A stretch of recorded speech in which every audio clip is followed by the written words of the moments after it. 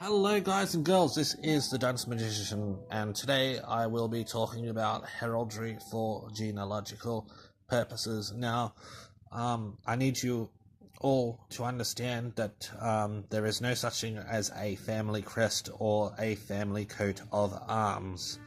A coat of arms belongs to an individual, and a crest belongs to the individual on top of their helmet to also help identify them in the field of battle or on tournament grounds. Now, we have two books here. This is Heraldry by J.S. Milburn. Now, this one here is a first edition, which was printed in 1951.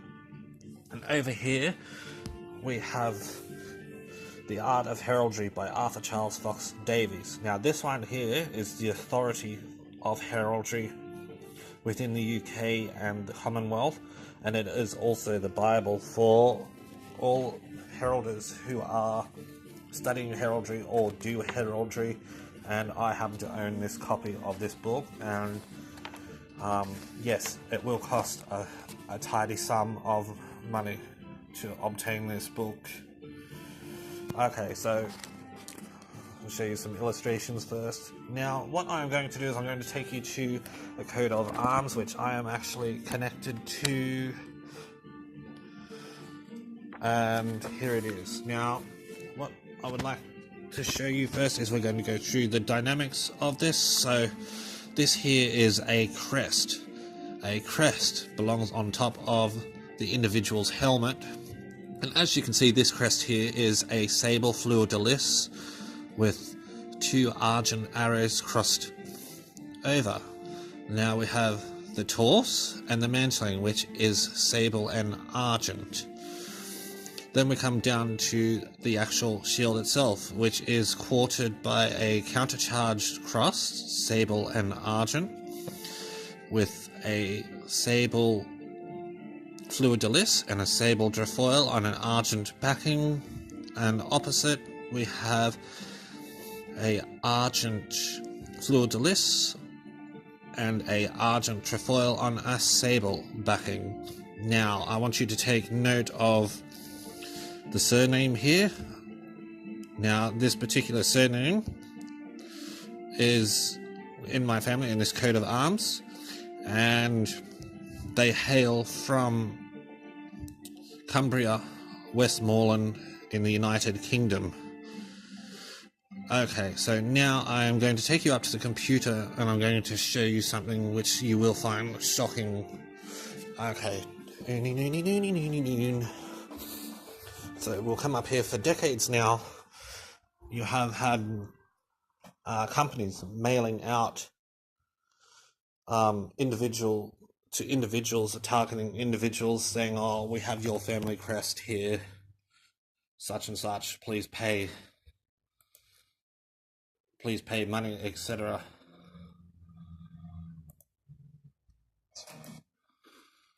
And that's not true at all. So what I'm about to show you, I want you to take note of the coat of arms that I showed you and the surname, that coat of arms belongs to that individual.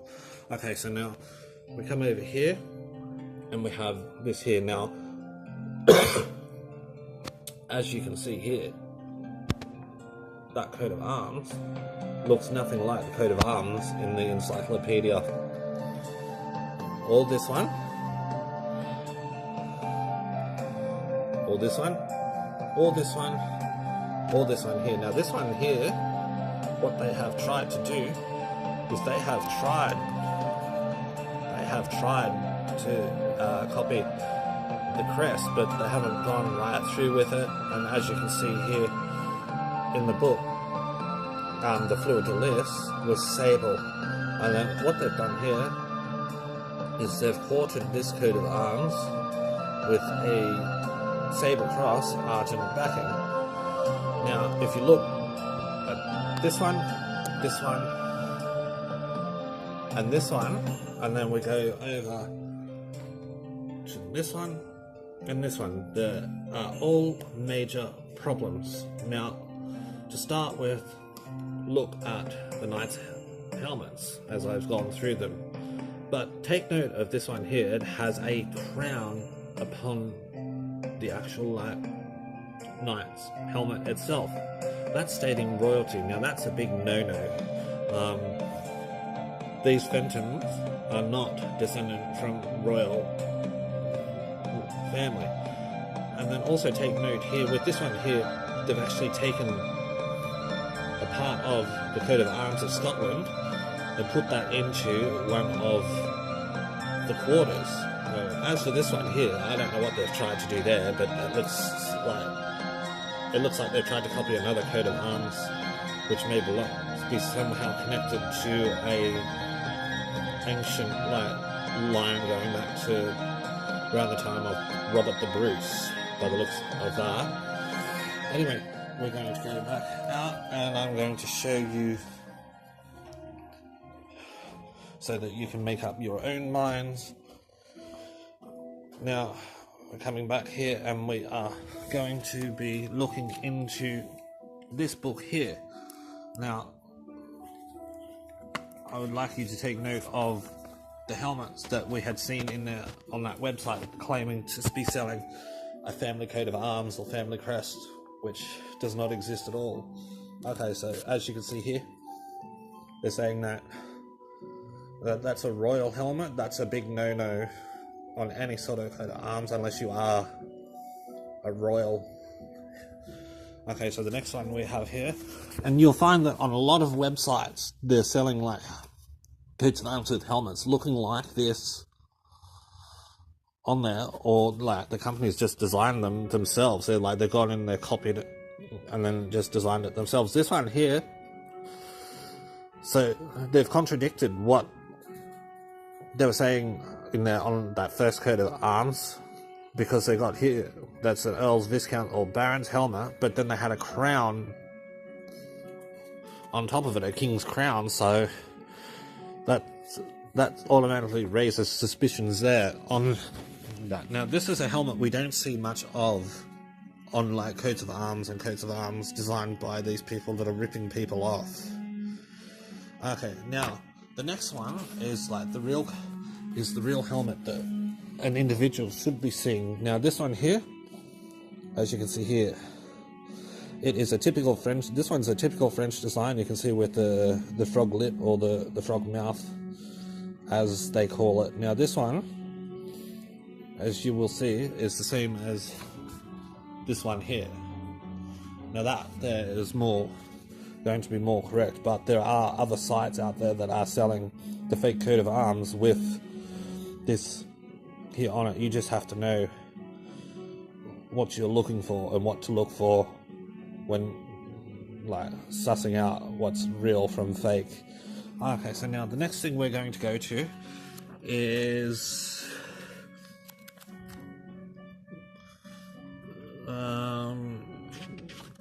the assumption of arms. So as you can see here, it says assumption of arms, family and paternal arms, arms of succession and arms of concession. The arms included under these headings are closely allied arms of concession where granted the sovereign by his representative or by a feudal superior to those who had rendered conspicuous service, usually military. Arms of assumption were acquired by the victory, blah blah blah blah blah blah blah. Anyway, the next one down is arms of community, which is actually your civic arms. So that would be the coat of arms for the city of London itself, or the state of New South Wales if you're in Australia, or the state of New York, or the city of New York. That is civic.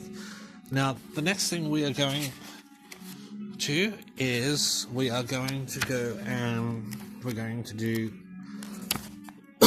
pedigrees and tracing them. So here you'll see in this book here, they've got this here. I'm trying to keep it still, but if you want to, you can put this on pause and read it.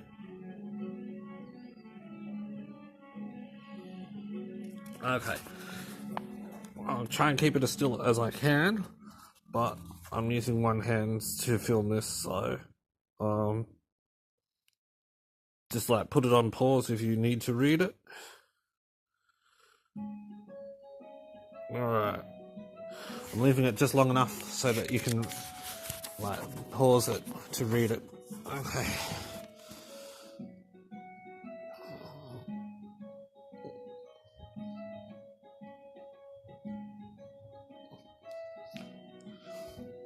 All right. If you need to read it like in length, you can actually pause. You should be able to pause the video or screenshot the video, the image.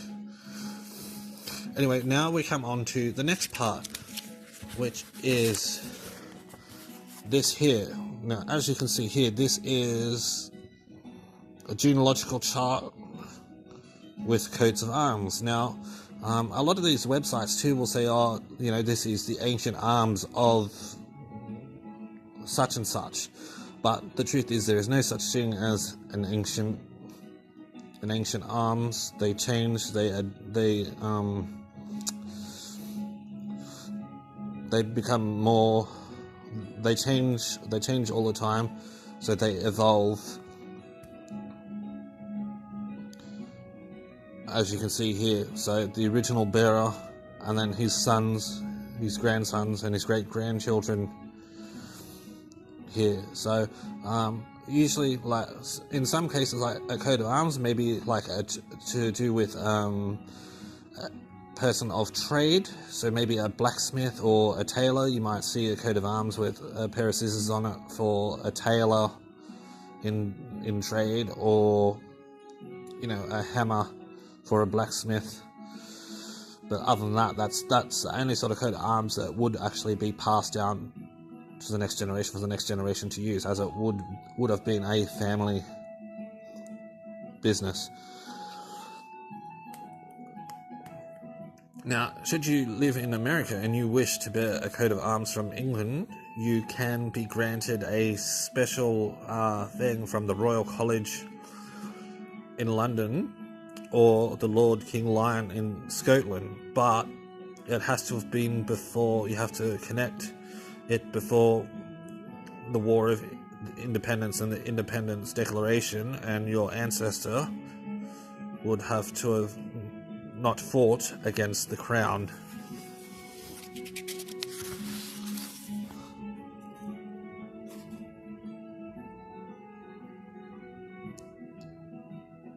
Okay, so I leave you here to make up your own mind and decide for yourself. I'm hoping that people will have learnt, some of you will have learnt from this video as a learning curve.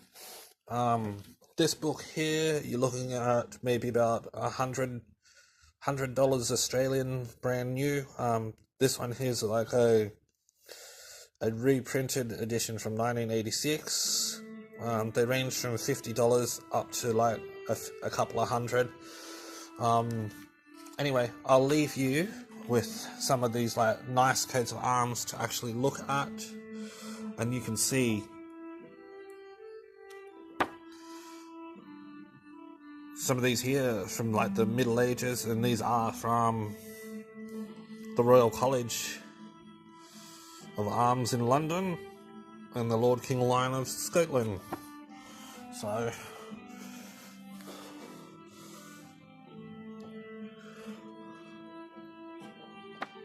So like there are coloured ones, but we will get to them, and then I will leave you there. Also, too, you'll note with some coats of arms, if I do another tutorial, that a lot of these ones that are selling fake family coats of arms, there's also lots of tincture problems. And tincture is like metal over metal. So there are some nice coats of arms in here, and please note the helmet and note what the crest looks like. Okay, here, so we have this one here. That there's an coat of arms of a university.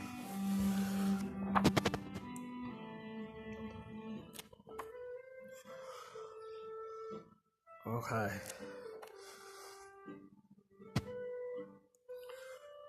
Alright. guys and girls, this is the Dunce Magician. Have fun with your date, rock on, and I hope that this video would be of some help to you or to those who are learning. Have fun with your date, rock on.